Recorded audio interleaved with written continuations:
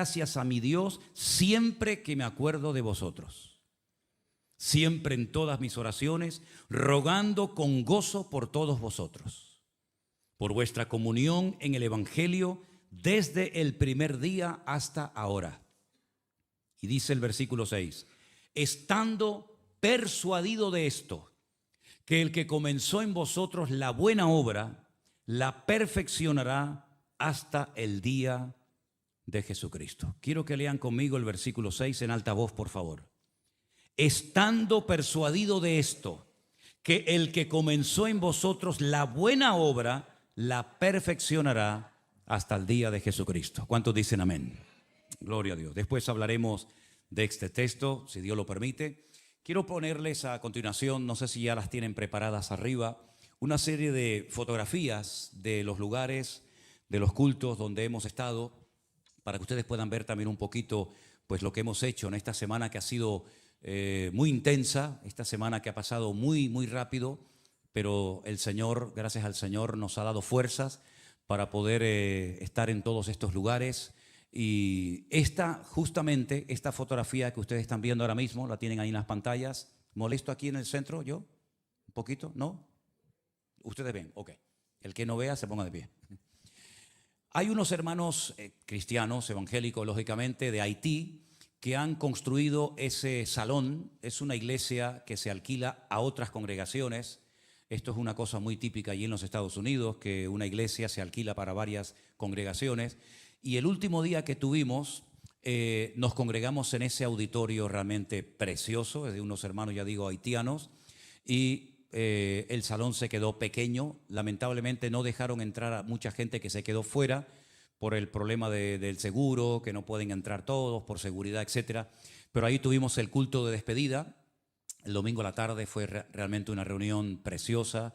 Conocimos a gente que vino de Canadá, de Nicaragua, de Honduras, de Puerto Rico y de algunas naciones que se enteraron que estábamos por allí. Y bueno, ahí tenemos aparte, vamos a ir un poquito más despacito si no les importa. Ahí tenemos parte de los colaboradores de la iglesia virtual del grupo número 1. Quiero decirles que yo fui invitado por una iglesia de Orlando y aprovechando que yo estaba allí, celebramos el primer año de nuestra iglesia presencial en Orlando. Y esos hermanos que ustedes ven ahí, nuestra hermana Cristina, Daniel, su esposa, etcétera, nuestro hermano Gregorio también lo veo por ahí, son hermanos que colaboran como colaboradores directos del grupo número 1, y ellos subieron a la plataforma porque hubo un momento en el que se puso un vídeo desde el primer día que se empezaron las reuniones a través de lo virtual hasta ese día que estábamos allí, ¿no? Seguimos. Ahí tenemos, bueno, ese era el anuncio que habían puesto para que la gente supiera que íbamos a estar en diferentes lugares. Ya te digo, el salón se nos quedó pequeño, pensábamos que iba a caber todo el mundo, pero tuvieron que poner más sillas, y en la parte de afuera se quedó otro grupo de gente que la opción era ir a una sala con una pantalla grande a ver el culto, pero la gente dijo, oye, yo no he recorrido cientos de kilómetros, no he conducido 11 horas para venir otra vez a ver una pantalla. Yo quiero estar allí en situ, ¿no? En persona, ¿no? Pero bueno, aún así tuvimos una reunión muy hermosa, una reunión muy bonita, y seguimos viendo fotografías de ese último día de culto. Una acústica, un sonido que tienen esa gente allí en la iglesia realmente espectacular. Seguimos. Esta es una fotografía de que nos pusimos todos con la cabeza para abajo, nos dio por hacer eso. Dijimos, hermano, vamos a ponernos todos de lado, y cantábamos así todos de lado, ¿vale? Ahí ya nos volvimos a poner otra vez derechos. Es incómodo cantar de lado, ¿viste? Entonces, perdón, esa es nuestra iglesia. Para un momentito. Esa es nuestra congregación que tenemos alquilada. Hay 2 o 3 iglesias más que usan el mismo salón, y ese era el día del aniversario. Es un salón muy bonito, tiene, ya digo, varias entradas, se llenó ese día con hermanos que también vinieron de otras congregaciones, y ese es el salón tan bonito que el Señor nos ha permitido alquilar allí en Orlando. Hay varias pantallas, también hay salas para los niños, hay cocina, hay baños, hay unos aparcamientos enormes, ¿verdad? Esa fue la iglesia que me invitó. Para un segundito ahí. Esa iglesia es una iglesia que tiene capacidad para 1000 personas. Se llama la iglesia de Getsemaní. El pastor que me invitó, su iglesia se llama Ebenezer. Ellos son dominicanos. Ellos cumplían 44 años de aniversario de la iglesia.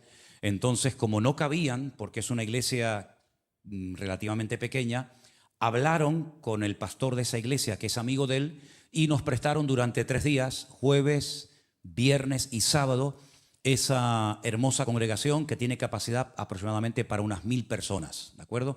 Y ese fue el primer culto que tuvimos el primer día. Ese fue otro día que también tuvimos allí culto en la iglesia. La verdad que son unos pastores encantadores. Ellos llevan no los 44 años de pastor, pero llevan ya unos cuantos años y querían tener 3 días, ¿verdad?, de cultos especiales. Y vinieron, por supuesto, hermanos de otras congregaciones. Ellos suelen cantar canciones de estas canciones de hace 50, 60 años, aquellos coros antiguos que seguramente Isma los conoce de memoria. No lo digo por los 50 o 60 años, Isma, sino lo digo porque tú los conoces hace años, ¿vale? Aunque sé que tienes 35, pues no pasa nada. Hay en esa plataforma, en la parte de allá, hay un hermano así peladito, espero que si me está viendo no se ofenda. Es un joven que estuvo en el campamento de jóvenes que se hizo este año en Atlanta y que creo que estuvo también en el campamento del Puerto de la Cruz. ¿Cómo se llama él? Jason. Él era el que tocaba el piano. En uno de los cultos él tocó el piano. Y bueno, nos hacía mucha ilusión conocernos mutuamente, ¿no? Seguimos, sí. Eso es, bueno, ese es otro día de culto en la iglesia grande que nos invitó también. No sé si hay más fotografías, ¿hay más? Bueno, esa es un llamamiento que hicimos adelante, gente que quería, algunos entregarse al Señor, otros querían reconciliarse con el Señor, ponerse bien delante de Él, y ese es un momento del llamamiento que hicimos para que la gente pasara al frente, ¿vale? Creo que ya no hay más, ¿no? ¿O sí? ¿Se acabaron? Ok, perfecto. Bueno, hermano, fue un tiempo muy, muy intenso. Yo doy gracias al Señor por las oraciones, doy gracias al Señor porque ustedes siguieron pues asistiendo a la iglesia, ¿no? Como no podía ser de otra manera. Y es muy bonito ver todo lo que el Señor está haciendo, todo lo que el Señor ha hecho en estos últimos años. La verdad es que nos sorprende muchísimo cuando vino por ejemplo una madre, creo que una madre, una hija y alguien más, habían conducido 11 horas en coche. Eso aquí en Canarias es impensable. En 11 horas te recorres el archipiélago canario y te caes al agua 3 veces, ¿no?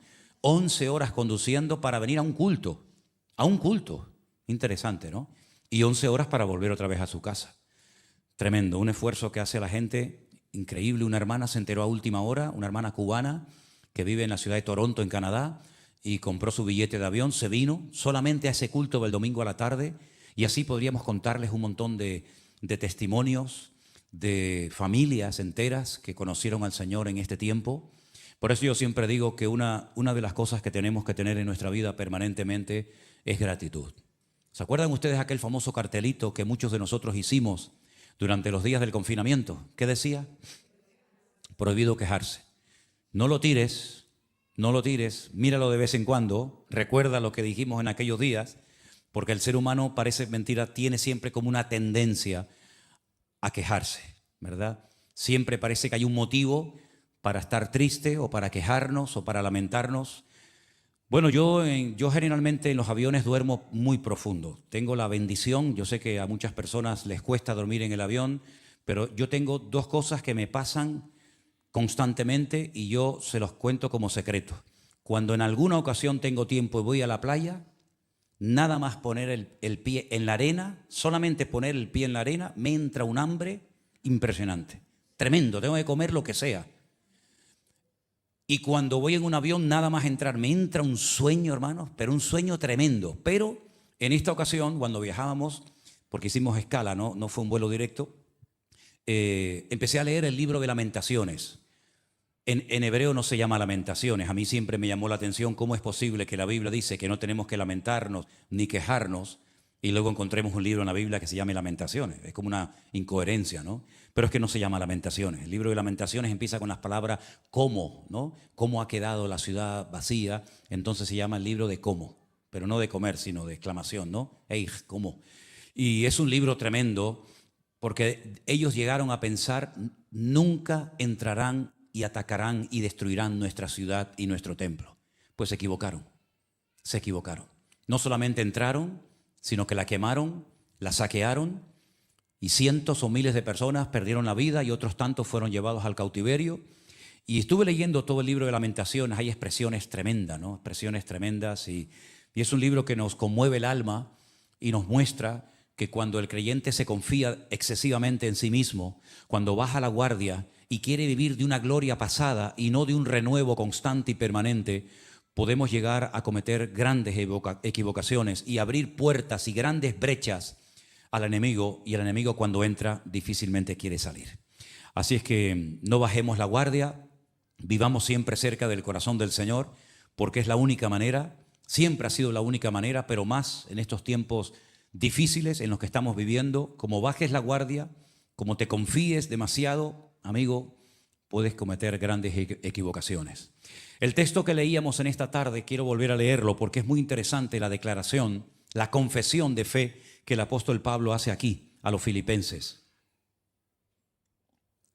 Estoy persuadido, estoy totalmente convencido, no tengo ni la más mínima duda que el que comenzó en vosotros la buena obra la perfeccionará hasta el día de Jesucristo. Esta es una carta que se escribió desde la prisión, desde la cárcel en Roma. Probablemente a Pablo le quedaba muy poco tiempo de vida. Sin embargo, es curioso, yo sé que lo saben, solamente se lo recuerdo, que el apóstol Pablo, la palabra que más utiliza y repite a lo largo de la carta de los filipenses es la palabra gozo. Incluso habla de regocijarnos en el Señor siempre. Otra vez os digo, regocijaos en el Señor siempre. Es una carta breve, pero muy bonita. Y además a nosotros, yo creo que nos tiene que tocar y bendecir especialmente. ¿Saben por qué? Porque esta es la primera carta que se escribe a una iglesia de Europa. Todas las demás cartas de iglesias que Pablo fundó no estaban en Europa, pero esta es la primera carta que el apóstol Pablo escribe a una iglesia europea, la carta de los filipenses. Y hay una serie de cosas que el apóstol Pablo menciona en la carta que nos hacen reflexionar o nos deberían de hacer reflexionar. Primero, las circunstancias son cambiantes. No siempre vamos a estar ni en el mismo estado de ánimo, ni con las mismas ganas, ni con la misma fuerza. La vida es cambiante, nuestra vida está constantemente cambiando. Alguien dijo, no sé si será verdad o no, pero alguien dijo que cada 7 años tenemos un cuerpo nuevo. Algunos dirán, yo pues me está tocando una renovación, ¿no? Pero dicen que todas las células de nuestro cuerpo cada 7 años se renuevan y es como si nos regalaran un nuevo cuerpo. No sé hasta cuándo funciona esto, pero por lo menos es lo que he leído. Sea como sea, las circunstancias en nuestra vida son cambiantes. Tú puedes, por ejemplo, recordar momentos muy duros, momentos difíciles, tal vez de pérdida de familiares, de seres queridos, de pérdida de un trabajo, de una traición, de algo que te hizo llorar y pasarlo mal. Pero también estoy seguro que si te paras puedes recordar momentos de gozo, de alegría, de victoria, de bendición, en los que parece que todo iba bien y se abrían puertas, ¿verdad? Y puedes recordar cuando criabas a tus niños pequeños y correteaban por la casa y gritaban y jugaban y se agarraban a tu falda, a tu pantalón y te decían papá, mamá. Pero también recuerdas cuando se fueron y algunos han vuelto y otros no han vuelto nunca más. Es decir, las circunstancias de la vida están constantemente cambiando, constantemente.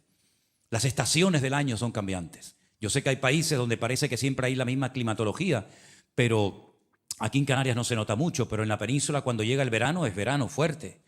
Y después ya se nota que ya entramos en el otoño, las hojas de los árboles comienzan a caerse, son de hoja caduca, y aquellos árboles tan hermosos de aquellas avenidas ahora están pelados, parece que están muertos, porque está anunciando que llega el invierno, el frío, la nieve, y la gente ya no puede salir tanto a la casa, y cuando llega la primavera, quitarse la ropa de invierno, quitarse los abrigos, salir a la calle a coger el sol, ¿verdad? Sí, la vida está constantemente cambiando. Lo vemos en los niños. Ahora vemos aquí a Agus embarazada, con ese barrigón, que no sé si hay 2 o 3 adentro metidos, pero dentro de poco lo veremos aquí y correrá y saltará y brincará y vemos que la vida va cambiando, ¿verdad? De una forma tremenda. Y si no me crees lo que te estoy diciendo, mírate al espejo. Mírate al espejo. Algunos dicen, no, yo ya no tengo espejos en casa, ya los quité todos. Pero los que todavía se animan y se atreven a mirarse al espejo, mírate al espejo. Mírate al espejo, como de vez en cuando dice, uy, ¿esto qué es? Eso es tuyo. Esa arruguita, esa cana, esa patita de gallo, que más que gallo parece de avestruz, ¿no? Pero bueno, la vida va cambiando. Pero ¿qué nos enseña la palabra? Que en todas las circunstancias de la vida tenemos que tener el gozo del Señor en nuestros corazones. Amén, hermanos. Porque todas las cosas que ocurren a los que aman a Dios ayudan siempre para bien.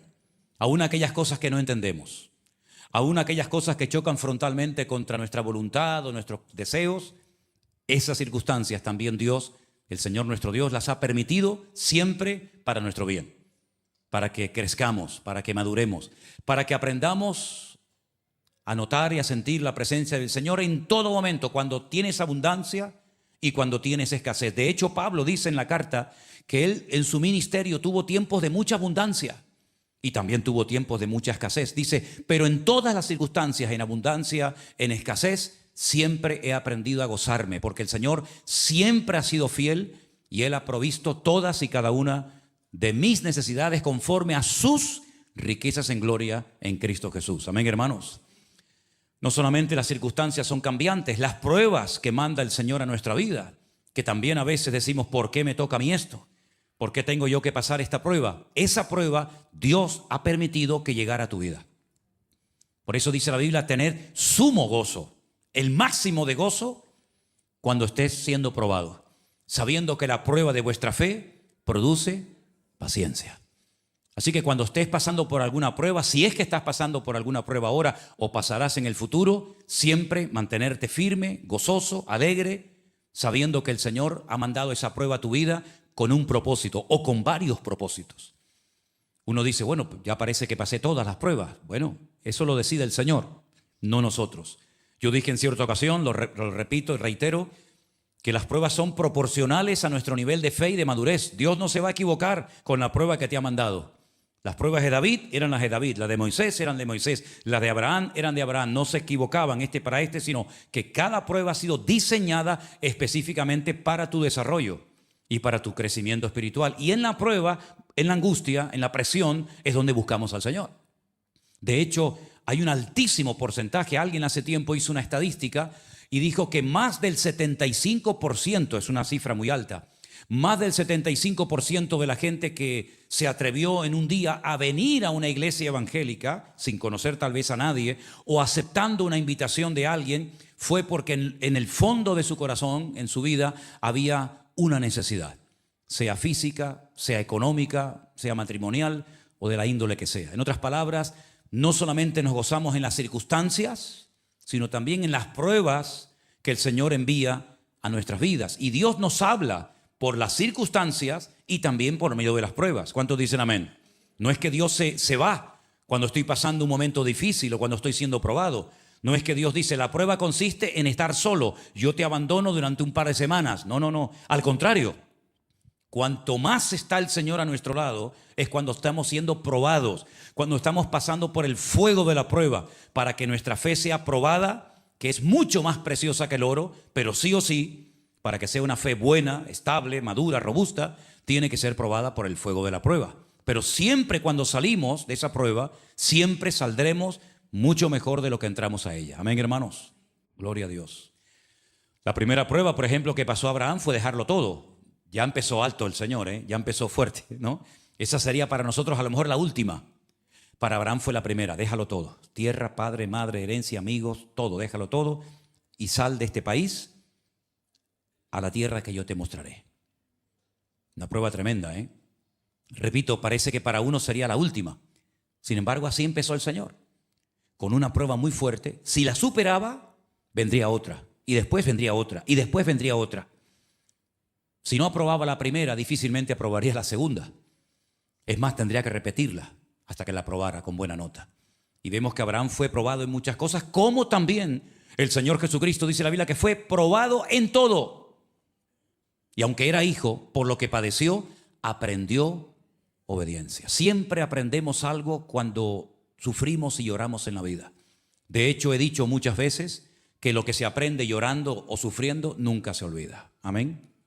A veces te puedes acordar de algo que te hizo reír, pero sobre todo cuando has sufrido, cuando has padecido algo, eso no se olvida nunca. Queda grabado como a fuego en tu mente, en tu corazón, y es lo que te va a recordar que en ese punto del camino el Señor te mostró su misericordia, el Señor estuvo contigo. Miren, por ejemplo, a Jacob. Jacob tiene que huir, nada más y nada menos que su propio hermano carnal lo quiere matar.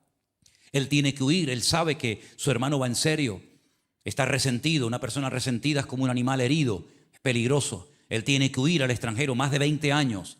Allí se logra casar, rehace su vida, pero tiene que volver y sabe que su hermano aún está con vida. Y dice la Biblia que va mandando varios campamentos, ¿verdad? Por si acaso me destruye el primero, pues queda el segundo y yo voy en el tercero y a ver si logro escapar con vida.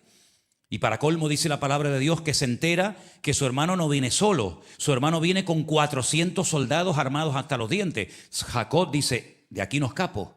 Me escapé una vez, de la segunda no creo. Sin embargo, el Señor lo probó y el Señor lo bendijo. Y entonces él llega incluso a decirle a su hermano Esaú, el Señor me ha bendecido en todo lo que ves. En hijos, en animales, en salud, me ha protegido, me ha guardado. Y a veces hay cosas en la Biblia que se dejan como un botón de muestra, ¿no? Como algo que cuando lo vemos nos recuerda que ahí el Señor hizo algo. La iglesia que me invitó, por cierto, ahora en Estados Unidos a celebrar su 44 aniversario, tenía el nombre de Ebenezer. Eben es piedra, Ezer es ayuda, la piedra que me ayuda. Es decir, hasta aquí nos ayudó el Señor. Era un testigo mudo, pero cuando la gente veía esa piedra era como decir, hasta este momento de la vida el Señor nos ayudó. Hay otro momento en el que levantan un monumento de 12 piedras, ¿se acuerdan?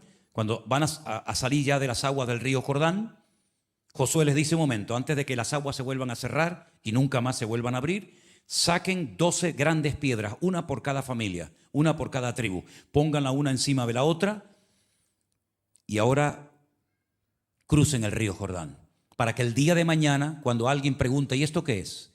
Dice, esto es un monumento conmemorativo. Estas aguas se abrieron milagrosamente para que nuestros antepasados pudieran pasar por tierra seca rumbo a la tierra de Canaán, a la tierra prometida. Y estas piedras, aunque no hablan, son un testigo mudo. Cuando las veamos, recordaremos un milagro que el Señor ha hecho en nuestra vida. Me llama mucho la atención que hay un momento en el que el apóstol Pablo ya estaba un poquito cansado de tanta crítica, de tanta persecución, de si tú te robaste el dinero, que si eres un verdadero apóstol, que si no es un verdadero apóstol, que si tu evangelio es de mentira, que si tu evangelio no sé qué. Llegó un momento en el que dijo, a partir de ahora, por favor, que nadie me siga causando molestias. Y dice, porque yo traigo en mi cuerpo las marcas de Cristo. Qué tremendo, ¿no? Él podía enseñar su espalda, su cuerpo lleno de cicatrices, de latigazos, de pedradas, ¿verdad? De todas las torturas que padeció, como diciendo, yo traigo en mi cuerpo las marcas de Cristo, ¿no? Así que, mis queridos hermanos, todos tenemos que recordar esas grandes victorias, esas oraciones que hicimos desde la angustia, y el Señor respondió a ella, y podemos estar hoy aquí dándole honra y gloria a nuestro Dios. Amén, hermanos. Dios nos habla por las circunstancias, Dios nos habla por las pruebas, pero Dios también nos habla por las predicaciones. Por supuesto, Dios nos habla a través de su palabra. Cada vez que se expone la palabra, sea quien la predique, estate atento, porque el Señor tu Dios, que conoce tu necesidad, va a hablar a tu corazón. Y de ti, no del que predica. El que predica no sabe ni lo que estás pasando. El que predica no sabe si has tenido un día bueno o un día malo, si te han tirado del trabajo o te han dado un buen trabajo. El que está predicando generalmente, y creo que es lo mejor, tiene que estar ajeno a todo eso para que pueda predicar desde la libertad. No predicando sabiendo que a la hermana le pasó no sé qué, al hermano le pasó no sé cuánto y parece como que está hablándole a él o a ella. No. Nosotros no trabajamos en esta iglesia así. No nos informamos de tus problemas, de tu matrimonio, de tu economía, de tu vida laboral y después entonces pues decimos vamos a predicar de esto que le va a venir bien a él y a ella. No, nosotros no trabajamos así. Nosotros oramos al Señor y le pedimos al Señor que nos ponga palabra en nuestro corazón para que al subir aquí hablemos desde la más absoluta libertad. Y cuando tú estás escuchando una predicación, repito, sea de quien sea, y tú dices, el Señor me está hablando a mí, ten la completa seguridad que seguramente hay otro hermano u otra hermana en la iglesia que está diciendo exactamente lo mismo que tú. Tal vez a lo mejor tú no te enteras, pero a veces nos ha pasado, no siempre, pero a veces nos ha pasado que termina un culto y alguien se nos acerca y nos dice, oye, hoy el Señor, toda la palabra fue para mí. Pero esta hermana que te está diciendo eso no sabe que hace 10 minutos otra persona nos acaba de decir exactamente lo mismo. Y es que ahí vemos el poder de la palabra. Se predica la palabra, se lanza la semilla. Ustedes son tierra abonada, tierra buena. Se lanza la semilla Y la semilla hace en cada uno de ustedes, en cada uno de nosotros, nuestros corazones, la obra para la cual el Señor envió esa palabra. Porque dice la Biblia que nunca la palabra que cae en buena tierra volverá a él vacía, sino que dará fruto a 100 por 1. ¿Cuántos dicen amén? Así que atento a las predicaciones, atento a la palabra. Si te está fallando la memoria y no eres ya capaz de retener muchas cosas, tráete una libreta, apunta, toma apuntes, toma apuntes de las palabras, de los versículos, de las cosas para después repasar. Aunque siempre digo que todo esto después queda grabado y ya gracias al Señor yo creo que ya hemos pasado los 4,000 mensajes. ¿Sabes lo que significa eso? Una biblioteca de más de 4,000 sermones durante tanto tiempo que están ahí en internet. La pueden escuchar y la pueden ver cuantas veces quieran. Dios también nos habla acerca por medio de consejos. Hay momentos en los que necesitamos pedir un consejo, un sabio consejo.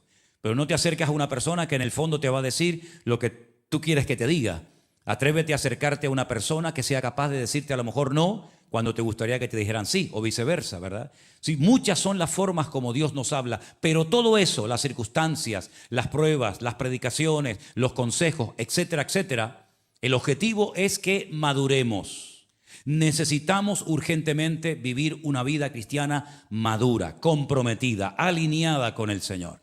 Pablo le decía a otra iglesia, concretamente a los hermanos de la iglesia de Éfeso, no quiero que seáis niños fluctuantes, ¿verdad? Niños fluctuantes, un día arriba, otro día abajo, ahora voy a por todas, ahora no sé ni dónde estás metido, ahora quiero ir en serio con el Señor, mañana no puedo porque no tengo tiempo. El Señor no quiere que tú sigas en esa dinámica de vida. Eso funcionó un tiempo, pero ya es tiempo de madurar. Dice la Biblia, cuando yo era niño, ¿qué dice?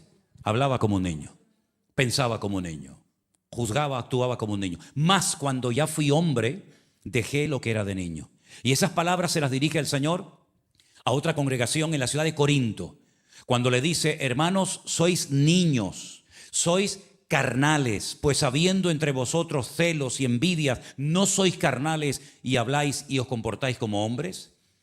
En Orlando prediqué esos versículos que dice, después de tanto tiempo, debiendo ser ya maestros, todavía tenéis necesidad de leche y no de alimento sólido. Y os habéis hecho tardos para oír, de tal manera que me resulta difícil explicarles muchas cosas. Y me venía a la mente cuando estudiaba ese versículo que os habéis hecho tardos para oír, me venía inmediatamente ese versículo de Santiago que dice, todo hombre sea pronto para oír y tardo para hablar. Estos invirtieron el orden, lo hicieron al revés. En vez de ser tardos para hablar, se hicieron tardos para oír. Y la palabra del Señor nos dice que tenemos que tener siempre los oídos bien abiertos y afinados a lo que el Espíritu Santo le está diciendo a la iglesia. 7 veces lo dice. El que tiene oídos para oír, oiga, obedezca, también se podría haber traducido, lo que el Espíritu Santo le está diciendo a la iglesia. En otras palabras, el objetivo que el Señor se ha propuesto contigo es no parar de obrar, de perfeccionarte, de moldearte, de tratarte, para que llegues a ser un cristiano tremendamente maduro y puedas bendecir y puedas ayudar a otras personas y no estar siempre mendigando que me ayuden, mendigando que me den algo, sino ya en un nivel superior, dando a los demás, ocupado en atender a los demás y no tanto en uno mismo. Ahora bien, hay varias, por así decirlo, secretos que no son realmente secretos, son como principios elementales que Pablo puso siempre en práctica en su vida, que yo creo que nos vendría muy bien recordar. Pablo, a lo largo de la carta, enseña a gozarse en el Señor. Hay un versículo por ahí que ustedes lo conocen, que dice, el gozo del Señor es más fuerte. El gozo del Señor es nuestra fortaleza. ¿Es nuestra fortaleza el gozo? ¿Sí o no? Entonces, ¿por qué hay muchos cristianos que están tan débiles? Porque si el gozo produce fortaleza, el no gozo produce debilidad. Entonces, si tú quieres estar fuerte en el Señor, tienes que aprender a gozarte en las circunstancias, en las pruebas, en todo momento y en todo lugar. Recuerden que esta carta Pablo la escribe desde la cárcel. No está viajando por Europa, visitando iglesias, abriendo congregaciones, ministrando a multitudes. No, está preso solo en una cárcel en Roma, donde incluso algunos compañeros de ministerio le han causado grandes problemas, donde otros lo han abandonado y donde la primera vez que lo sacan a hacerle un juicio, digamos una toma de contacto, un careo, dice: ninguno estuvo a mi lado. Dice: pero el Señor sí estuvo a mi lado. Amén.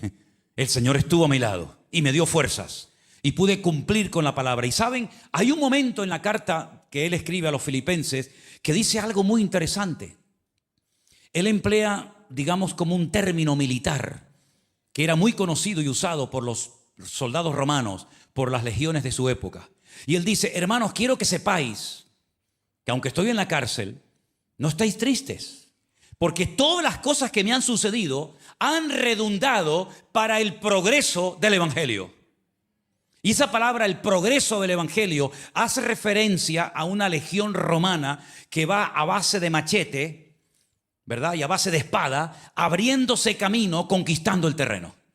En otras palabras, estoy en la cárcel, pero sigo predicando. Estoy en la cárcel, pero sigo cantando y alabando al Señor. Estoy en la cárcel, privado de libertad, pero sigo ganando almas para Cristo. Es decir, que todo lo que me ha ocurrido sigue trayendo beneficios, aportación espiritual al reino del Señor. De tal manera que todo ha redundado para el progreso del evangelio. Es decir, si él en esas circunstancias vio que todo era para el avance y el progreso del evangelio, cuánto más los que estaban fuera gozando de libertad en el Señor. Así que aprender a gozarnos en el Señor. No salió la cosa como pensaba. Bueno, gloria a Dios. Algunos dirán: pero cuesta. Digo: no, ya lo sé. Pero gloria a Dios. Me habían prometido un buen trabajo, me habían prometido un buen sueldo, me habían prometido que me iban a contratar, que me iban a hacer un contrato. Y resulta que cuando llegué, dice: yo no te ofrecí nada. ¿Cómo que no? Si usted me dijo la semana. No. ¿Y ahora qué hago? Gloria a Dios. Amén, hermanos. Gloria a Dios. ¿Salió la cosa al revés de lo que pensabas? Gloria a Dios. El Señor sabe todo. El Señor sabe todo. No solamente gozosos, sino algo que Pablo enseña en esta carta es agradecidos. Siempre dando gracias a Dios el Padre por todo en el nombre de Jesús. Gracias por todo. Nosotros decimos, y creo que lo decimos mal, por lo bueno y por lo malo. Pero ¿es que acaso en Cristo hay algo malo? ¿Es que acaso el diablo puede hacer algo sin permiso o autorización del Señor? Entonces lo que llamamos malo a lo mejor también es bueno, porque el Señor lo permitió, como siempre, para nuestro beneficio y desarrollo espiritual. Por lo tanto, dice la Biblia: gracias a Dios por todo, por lo que entendemos y por lo que no entendemos, por lo que nos gusta y nos disgusta. Pero gracias al Señor, agradecidos con el Señor. Y algo muy importante que Pablo también menciona en la carta: no solamente el gozo, no solamente la gratitud, sino dice la paz. Y la paz de Cristo, que sobrepasa todo entendimiento humano, guardará vuestros corazones y pensamientos en Cristo Jesús. Amén. Hay otro versículo muy bonito en Isaías que dice: tú guardarás.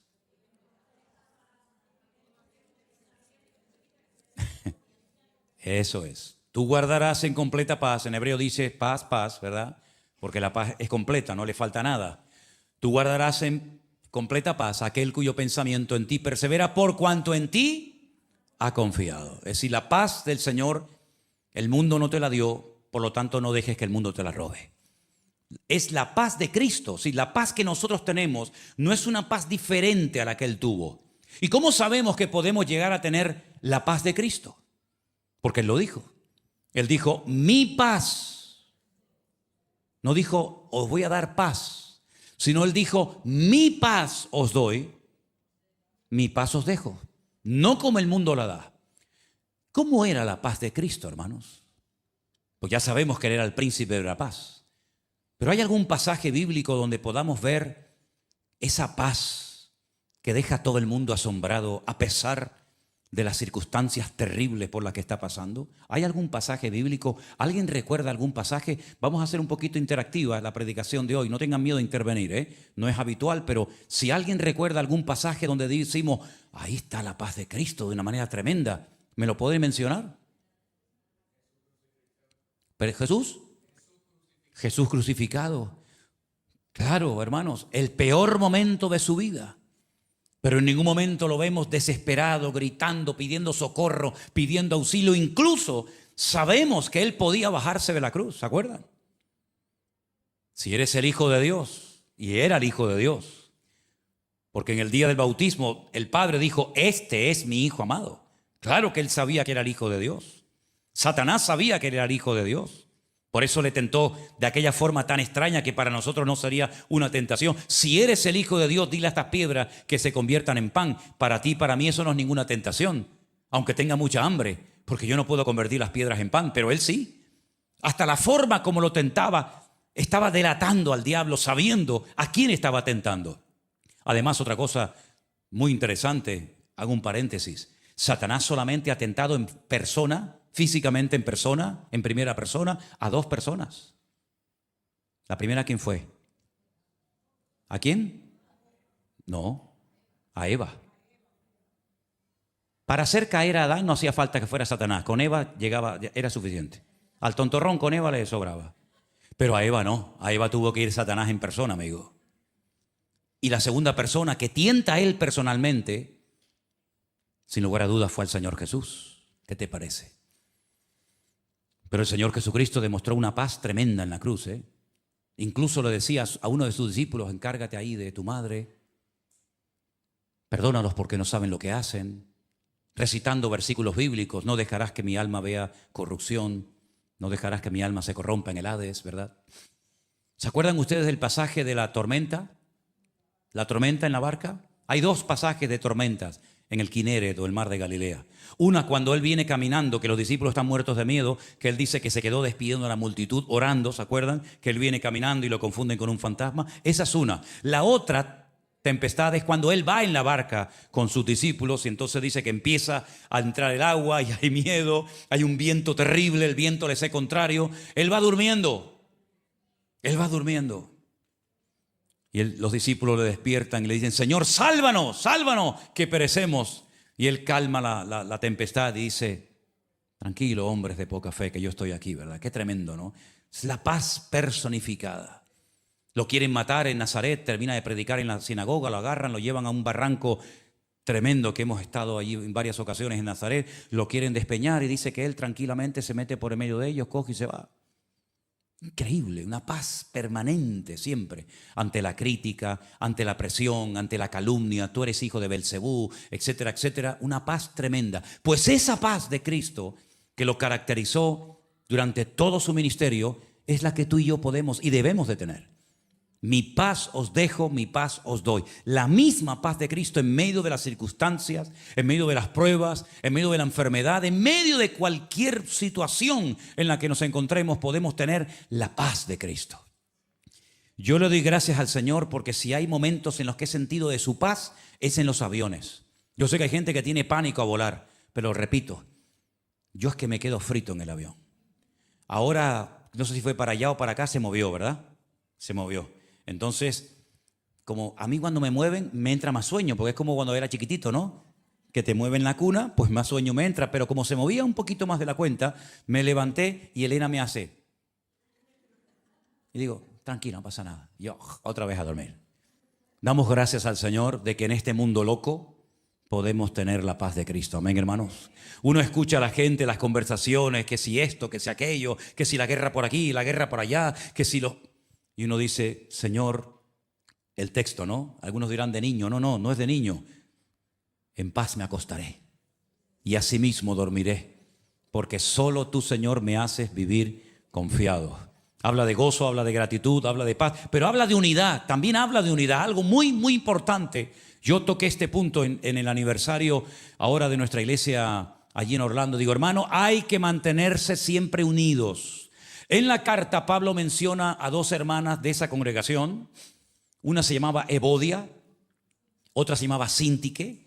Y él dice, ruego a Evodia y a Síntique que sean de un mismo sentir en el Señor. Fíjate, un hombre condenado a muerte, un hombre preso, un hombre con tanto sufrimiento, pero a él le viene a la cabeza, él sabe que en la iglesia de Filipo hay un par de hermanas que no sé lo que ha pasado, no sé lo que ha sucedido, Pero Pablo sabe y dice, yo les ruego por favor a Evodia y a Síntique que mantengan la unidad, que sean de un mismo sentir. Nosotros no podemos producir unidad en la iglesia, pero sí podemos conservarla en el vínculo de la paz. La unidad la produce el Espíritu de Dios, la unidad la produce el Señor, pero somos nosotros los responsables de mantener la unidad. La unidad se rompe cuando hay celos, la unidad se rompe, se deteriora cuando hay envidia, la unidad se rompe cuando entra la carne, el ego, el yo. Sin embargo, la unidad es lo que trae bendición y vida eterna. Amén, hermanos. Mirad cuán bueno y cuán delicioso es habitar los hermanos juntos en armonía, en unidad, porque allí en ese ambiente propicio, idóneo, es donde el Señor envía bendición y vida eterna. Amén. Porque eso es lo que va a permanecer. Nuestras obras personales no van a permanecer. Todo será destruido por el fuego, dice la Biblia. Pero lo que va a permanecer es la obra del Señor. La obra del Señor necesita de hombres y mujeres valientes, hombres y mujeres generosos. Dice el apóstol Pablo, doy gracias al Señor por la ofrenda que me habéis mandado. Dice, es como olor fragante. Gracias, hermanos, porque os habéis acordado de mí. Le dice Pablo a los filipenses. Dice, no es que tenga necesidad. Yo sé que os faltaba la oportunidad. En otras palabras, la madurez de la iglesia de Filipo no era simplemente que cantaban muy bonito. De hecho, la Biblia no menciona nada como cantaban los filipenses.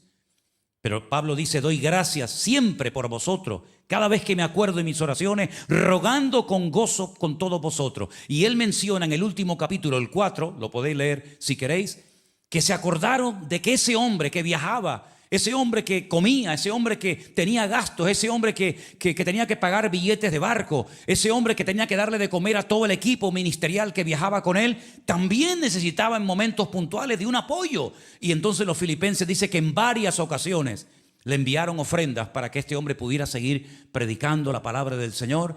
Y qué bonito, ¿no? Qué bonito es cuando vemos a gente que está dispuesta a dar su vida, su tiempo, sus recursos para apoyar a la obra de Dios. De verdad que yo me gozo en todo eso. Finalmente, en la carta hay un detalle más que es fundamental y es la constancia. Hay gente que no es constante en nada, Generalmente el que no es constante en lo natural difícilmente lo va a ser en lo espiritual. Porque yo siempre he dicho que trasladamos a nuestra vida cristiana nuestra personalidad, nuestra forma de actuar ante el mundo. Si usted no es puntual, fuera difícilmente lo será dentro. Si usted no es generoso, no lo va a ser en ninguna parte. Si usted no es una persona constante y seria y firme, lamentándolo mucho, tampoco lo va a ser en el Señor. Pero Pablo dice que tenemos que estar firmes. ¿Y qué más? Y constantes, creciendo en la obra del Señor siempre. Hace poco una persona me decía, mi problema es la inconstancia. Soy inconstante. Pero inconstante ¿para qué? Porque hay gente que es constante en el deporte. No se olvidan nunca de que tienen que ir al gimnasio. Luego eres constante para lo que te gusta y para lo que tú deseas. Pero luego a lo mejor para la lectura de la palabra, para la oración, para asistir a los cultos no eres. ¿Para qué eres constante y para qué eres inconstante? Es curioso esto, ¿verdad? Hay gente que es constante porque le gusta pintar, le gusta dibujar. Hay gente que le gusta hacer manualidades, son constantes. Hay gente que le gusta hacer footing todas las mañanas, son constantes. Oye, no se olvidan nunca de que tienen que levantarse temprano y correr 4, 5, 10, 20 kilómetros o lo que haga falta. Hay gente que es constante para muchas cosas, pero esa constancia la tienes también que tener para las cosas del Señor, porque esa constancia es la que va a traer bendición a tu vida. Recuerdo hace años, creo que fue en el año 1990 o 91, uno de los dos. Yo me encontraba a las 4 de la tarde en un cine gigantesco, enorme, en la ciudad de Buenos Aires, Argentina. Un pastor me había invitado. Era un pastor que en aquel momento, no sé hoy en día, pero en aquel momento su iglesia tenía todos los días 4 cultos. Todos los días. Era un tiempo de mover espiritual, de un avivamiento, un despertamiento espiritual tremendo. Y muchas iglesias tenían muchos cultos todos los días. Incluso estuve en una que hacía, si no recuerdo mal, 7 cultos cada día. Yo fui a la iglesia de este pastor, creo que era el tercer o cuarto culto, yo estaba en la plataforma detrás de una cortina, era un teatro, era un cine, un calor tremendo, 4 de la tarde, estaba a punto de terminar el culto que estaban celebrando. Fuera había una multitud enorme esperando al sol abrasador que saliera esta congregación para entrar ellos. Yo iba a predicar en esa ocasión y el pastor me dice a mí: ¿qué crees que es lo que motiva a la gente a las 4 de la tarde, con este calor abrasador en pleno verano, estar ahí haciendo cola para entrar aquí? Y le dije: dígamelo usted. Y me dijo: la constancia. Nosotros somos constantes en el Señor. Con calor, con frío, con lluvia, con ganas, con dolor de cabeza, con dolor de artrosis, con lo que sea, la gente sabe que nosotros aquí vamos a estar. La constancia ha traído bendición a la iglesia. Y aquella palabra se me quedó grabada y se la estoy repartiendo, se la estoy comunicando a todos ustedes. Fíjense lo que ha llovido desde aquel día hasta ahora. Hermanos, tenemos que ser constantes en las cosas del Señor. Una persona constante es una persona que está demostrando madurez, solidez en el Señor. Una persona inconstante vendrá, no vendrá. Con esa persona difícilmente se puede contar. Eres constante en las cosas del Señor. Si no lo eres, haz prácticas, haz ejercicio para ser constante. Que los hay, métete en internet. Hay ejercicios para todo, para desarrollar la memoria, para vencer ciertos y determinados hábitos o vicios, para ser constante. Pero lo que está bien claro es que un cristiano inconstante, dice la Biblia que una persona de doble ánimo es inconstante en todos sus caminos. Es un problema de personalidad, de falta de madurez. Y tenemos que pedirle al Señor, pues, estar gozosos, ser agradecidos, estar unidos, mantener la paz de Cristo y ser constante todos los días de nuestra vida. Amén, hermanos. Si usted es capaz, no solamente de oír atentamente, como veo que están esta tarde escuchando atentamente la reunión, el culto, sino de poner en práctica estos principios, la bendición está asegurada en su vida. No le quepa a usted la menor duda. Dios te va a bendecir, Dios te va a suplir todas tus necesidades, Dios te va a ayudar, pero tenemos que ser agradecidos con todo. Tenemos que tener siempre la paz de Cristo en nuestras conversaciones. A veces cuando le preguntamos a una persona, no sé si a ti te ha pasado, ¿cómo estás? Te hacen, ¿han visto esa? ¿Cómo estás, hermano? Hermana, no le estoy preguntando cómo se siente. Le estoy preguntando cómo está. Y si está en Cristo, usted tiene que tener la paz de Cristo. Usted tiene que tener la presencia del Señor en su vida. Por eso cuando le pregunto cómo está, en victoria. Porque estoy en Cristo y Cristo es mi victoria. ¿Cuántos dicen amén? Aleluya. Cierra tus ojos en esta tarde. Pidámosle al Señor en este momento estas cosas que hemos hablado hoy. Señor, gozo, paz, gratitud, unidad, fidelidad, constancia. Wow, son cosas tremendas. Son cosas que nos van a ayudar mucho para crecer, para madurar, para poder servir al Señor en su reino con efectividad. Y le puedo asegurar, mi querido hermano y amigo, que el Señor va a estar siempre con usted donde quiera que vaya, no importa la circunstancia, no importa el lugar, el Señor siempre, siempre va a cuidar de tu vida. Cierra tus ojos y oremos en esta tarde juntos a nuestro buen Dios. Voy a pedirle a Anderson que pase un momentito y ore al Señor en nombre de toda la iglesia, en nombre de todos los que estamos en este momento